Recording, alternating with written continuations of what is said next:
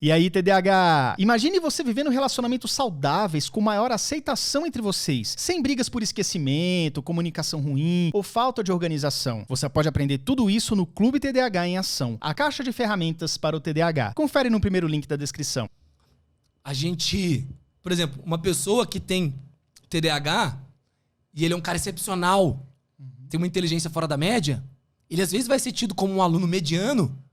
Porque mesmo que ele tenha essa inteligência fora da média, ele não vai conseguir se organizar e colocar em prática determinadas coisas. E nem ter um engajamento. Isso. Então, a inteligência fora da média dele não vai tornar ele o cara fora da média. Né? É um jogador de futebol que poderia ter uma puta de uma oportunidade que é muito bom de bola. Quando ele tem a oportunidade, o que acontece? Acontece alguma coisa, passa despercebido, ele não percebe o movimento e ele perde uma chance de gol. Ou então, sei lá, igual no jogo do Flamengo lá. O Andreas lá, deu uma falhada no final da Libertadores, que ninguém entende aquela falha, porque foi um delay e levou um gol. Acabou com a carreira dele. Não acabou, o moleque é bom. Mas você tá entendendo? É. Então, às vezes, o cara pode ser muito bom numa coisa, mas essa outra falha, essa outra dificuldade que a gente tem relacionada ao transtorno, não deixa que a gente chegue a lugares que a gente poderia chegar. E aqui tá um ponto. A gente tem dificuldade, principalmente o adulto, de reconhecer que precisa de suporte. O que o transtorno, o que eu entender isso me fez ter diferencial hoje? Eu poderia bater na tecla e falar, eu jamais vou... Como assim? Vou pegar meu cartão e colocar na mão dele quando eu perceber? Poderia ter essa arrogância. Mas não, é um suporte que eu preciso. Eu preciso... Entendeu, Yuri, você não falou com ele para organizar todo o processo de viagem, etc, etc, etc? Uhum. É uma deficiência que eu tenho, né? Uma dificuldade que eu tenho que eu preciso de quem me dê o suporte. Isso todo mundo tem. Uhum. O problema é que a gente, quando chega à fase adulta, a gente não quer o suporte. Eu imagino que você tem as pessoas que te dão o suporte. Sim. Coisas que vão te dar o suporte. Então, se hoje... E essa mania de achar que a gente é autossuficiente em tudo, que é autocapaz em tudo, é o que justamente está atrapalhando a nossa vida. Perfeito. Então a gente tem que reconhecer isso. A gente não é autossuficiente, não perfeito é, em tudo. E não vai ser. E tá tudo certo. Você tá entendendo? Então, reconhecer isso no transtorno bipolar foi mais difícil, tá? E que tornou mais difícil o meu processo de aceitação. Só que, ao mesmo tempo... Como hoje eu tenho maturidade suficiente, né? Uhum. Graças a Deus, me permitiu hoje me desenvolver melhor e tomar essa decisão de maneira mais fácil. Mas me incomoda. Uhum. E tá tudo bem incomodar. Me incomoda. Está tudo bem incomodar. Porque no final você tá vendo que tá dando resultado. Exato, tá tudo bem incomodar. Outra coisa, né? Eu era centralizador nas decisões.